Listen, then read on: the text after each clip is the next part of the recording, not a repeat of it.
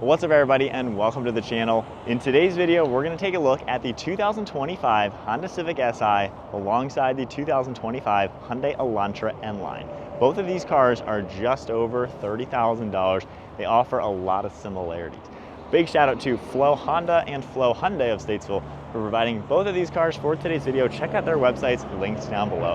Well, let's get right into these affordable cars and see which one is the better choice.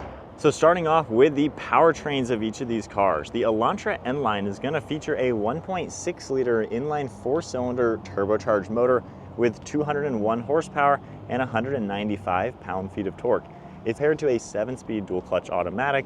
It is also a front-wheel drive car. Curb weight is just a little bit over 3,000 pounds. Wheelbase is 107.1. and 0 to 60 ranges from 7 seconds to 7.7 seconds. For the Honda Civic Si, this features a 1.5 liter inline 4-cylinder turbocharged motor with 200 horsepower and 192 pound-feet of torque. This is front-wheel drive, only offering a 6-speed manual transmission. Curb weight for this specific car is 2,952 pounds, and then 0 to 60 is closer to 6.6. With that, you're going to expect 27 miles per gallon in the city and 37 out on the highway, running on a 12.3 gallon fuel tank. And the Elantra N-Line also has a 12.4 gallon fuel tank, but you're looking at 28 miles per gallon in the city with 35 out on the highway. So now moving on to the exterior styling, the Civic and the Elantra are very different. As you can tell, the Elantra is a bit more futuristic looking. I'd say the Civic is a bit more subdued and more traditional. Still have a sporty front end appearance with the LEDs on the headlights. Got a nice little trim piece on the far corner. Intercooler you can see through the lower grille. Got the SI badge. It's got a pretty good, bold appearance. Definitely not a bad looking car at all from the front end. On the Elantra N, a bit more aggressive, I would say, with the bodywork sloping into the front. Really cool design with all the gloss black for the front bumper. Massive intercooler down below and silver trim all throughout it. You're going to see the N-Line badge over on the far side. And overall, it comes together really well. I think it does look really cool. Bit more sporty. And then at the side profile, you can see how that hood slopes downwards into the front bumper. And then we have a nice set of 18-inch wheels with a multi-spoke design. Honda Civic Si is also going to feature 18-inch wheels, more traditional split 5-spoke. And then for the side profile, once again, the Civic has a good proportion, nice sharp lines throughout the side profile. And then as we make our way in back for the Civic Si, you got a nice trunk-mounted spoiler with a large lip to it. All of your badging, dual exhaust as well. And then for the Elantra N, the side has much more sharp angles. You're going to see these Y shapes to it. So really aggressive once again, some trim on that far window, and the rear end slopes a bit more. You're going to see more of this really aggressive design for the rear. Smaller lip spoiler, but with a lot of angles and cool contours throughout the rear end. Definitely a much more futuristic and sharp design for the back of the Elantra N-Line. So now taking a look at the interior with the 2025 Hyundai Elantra N-Line. This is a pretty futuristic and modern interior. On the door panel, you're going to get some nice materials with red stitching, cool contours throughout it.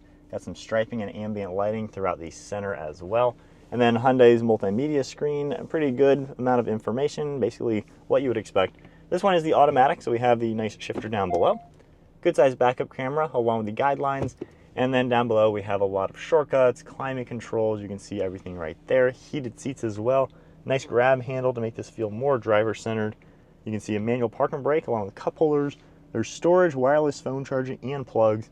And then on the steering wheel, you got some nice perforated leather with the red stitching, and then you can see these nice paddle shifters. Gauge cluster is fully digital. We have our drive mode select over here. You get a pretty cool depiction going into the each ones. And then you can toggle left and right and see all sorts of different information like your typical Hyundai. So pretty cool design overall. I like this interior. It's pretty sporty. The seats have this really nice looking fabric to them with good sized bolsters. And then you can see the synthetic leather material all throughout the sides with more contrast stitching. Got the N logo as well, the leather material up on the headrest, and then a nice sunroof with dome lights up above. And then onto the 2025 Honda Civic Si. Once again, you're going to see some nice red accents. We have a cool mesh design with red trim throughout the center. Honda's multimedia screen, more of the tablet design stuck onto the dash. Still looks nice and updated for 25 with Google Assistance. We have some physical controls on it too. Only being a manual, you're going to see, of course, the shifter, and then a nice design for the backup camera with all your guidelines and a few different designs there. Physical climate controls down below with heated seats. You have plugs, just a little bit of storage. Drive modes are toggling down here we have a sport mode, normal, and an individual. You can see how it changes the gauge cluster, and we are able to adjust that individual with a few different things. So nice steering wheel too with the red stitching to it. Shift lights are up above on the digital screen. And then for the rest of the interior, you have this nice sporty red fabric, some black trim, red stitching, and a nice design on the seats with the red as well as the contrast. So pretty cool looking with SI up on the headrest, single piece backs, a little bit of storage in your armrest all down below. And then up above, we also have a nice sunroof, manual controls with your dome lights up above. So hopping into the backseat with the Elantra N-Line, at 5'11", I'm sitting here, my head almost touches the ceiling. I have maybe an inch up there. Pretty good overall, really good legroom and knee room with the seat at my height. There are 2 USB ports down below, and this can seat 3 people. Pretty comfortable seat overall, got a grab handle up there. And then for the center seat, you can pull this down, and you're gonna get a nice armrest with 2 cup holders. The seat itself seems pretty nice, about what you would expect. And then one thing interesting, there's no windows or anything back here, but overall really can't complain, pretty decent size back here. So on to the Civic Si now, again, very similar wheelbase. Head basically feels the same and similar type of space for my legs and knees. Good armrest. Now this one does have the windows back here, so it does make this car feel a little bit more open. Amenities, there's no plugs or anything, no air vents in either car. And then this is also a 3-seater back here, and you can fold this down for armrests as well as cup holders. So overall, pretty much the exact same interior space. Seats both feel the same, so really just get a bit more lighting with the extra windows, or you get the extra plugs in the Hyundai. For the trunk space, you're gonna get 14.8 cubic feet of volume in the back of the Honda Civic Si. So nice area back here, low load floor. You can pull the bottom up and you are gonna get an inflator kit with some extra storage. We have manual pull tabs to get those seats down. For the Elantra, you're gonna see 14.2 cubic feet of cargo space. So nearly identical, just a tad smaller. And then for here, if I go ahead and lift the floor, once again, just an inflator kit with no spare tire. And you're also gonna have the manual pull tabs to get the seats down. And for the Honda Civic Si, once you fold those seats down, you do have the metal hooks in the top. However, they do fold down nice and flat, giving you a pretty good entry point into the back. So certainly a useful car, not really too large of a bump to enter things in through the back. For the Elantra N, similar size bump into the back there. And then these seats are also gonna fold nice and flat with a more recessed latch design. So honestly, very identical for space, using this for people or cargo. So in the Honda Civic Si, feeling it out a little bit. It's definitely not as fast as I would expect. Obviously, I'm not like redlining or going crazy on a brand new engine. However, it's peppy enough. It's a smooth power delivery. The turbo is tiny, which is kind of funny to see how big it is. It's like this big, but it is a noticeable improvement over the standard Civic Sport. So you got that extra power. The manual is very easy and forgiving. It's a little interesting to drive. Just, I don't know, there's like a weighted feeling to it that just makes it not as buttery smooth as I would like it. But again, this is a budget car, so it's a budget sporty car, so obviously it's not going to be as precision as more expensive cars. You are getting a very well-equipped car, which is nice to see. I mean, you're getting the technology, you're getting a smooth, solid ride. It doesn't feel like a cheap car at the end of the day. Honda Civic, super basic car in general. It's kind of the definition of a point A to point B car. And yeah, this one feels like it's nicely weighted, has some substantial aspects to it that make it feel like a nice car at the end of the day. Touch points are good with all the leather accents to it, and these sporty cloth seats, they're comfortable. I mean, they cradle my legs very well. I mean, I could sit here for days, and the bolsters actually are doing something. So it's a good blend of sport as well as comfort. You know, when you push it a little bit harder, yeah, that power does come alive to where it's peppy. I mean, it's definitely not a sluggish car. Not a fast car, but not a sluggish car either.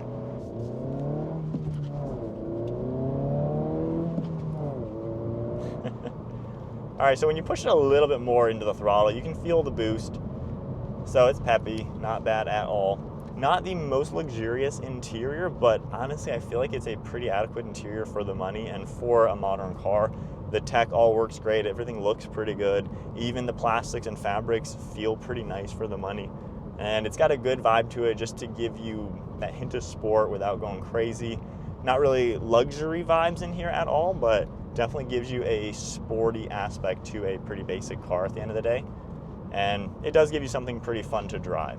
So on to the Elantra N-Line now, just getting up to speed. We're just in the normal drive mode automatic.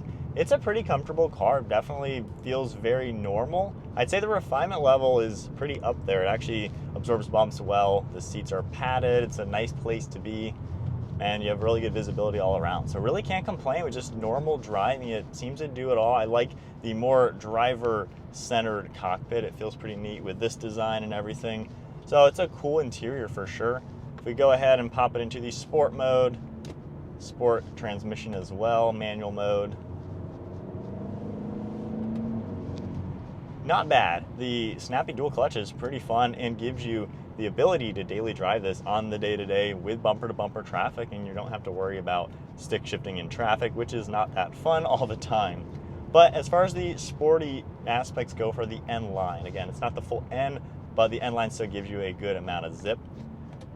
So handling and everything, decently composed. You know, we're going 45, 50 around a turn.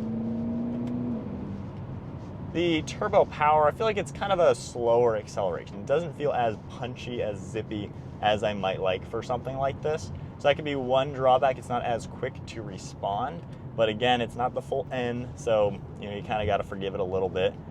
The steering in the sport mode doesn't really feel all too much different. It's just a decent, well-rounded car with a sporty touch. Again, it's not a sports car by any means, but it has the responsiveness you would appreciate in more expensive cars, especially given the transmission available. So it's cool to have that aspect to it. It still is a pretty confident and comfortable ride, even in the sport mode. So it's certainly not a back-breaking car at all. It's just a good all-around normal car that has kind of a fun touch to it without going crazy, not only for the price point, but not going crazy for just what it is. So it's an easy car to drive. I think what I'm finding with the Elantra N-Line, just it has a lot more refinements than maybe some other cars. So that's a cool touch. Carrying a bit more speed around these turns. Again, it's smooth and confident.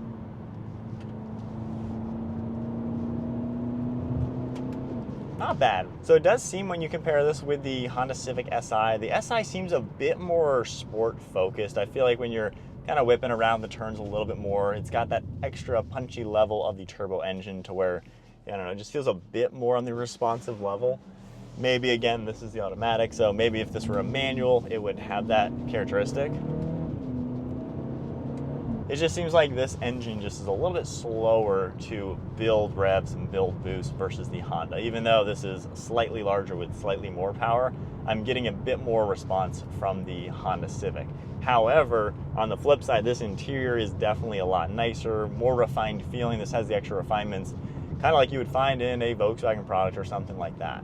So the Hyundai is leaning, I'd say, a bit more towards the refined luxury aspects to this level of car, where the Civic Si is leaning more towards just the fun factor.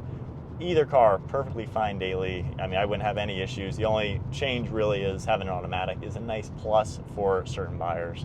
So after driving in the 2025 Elantra N-Line versus the 2025 Civic Si, ending thoughts, to be honest, these are almost the exact same car. They are so similar in many ways.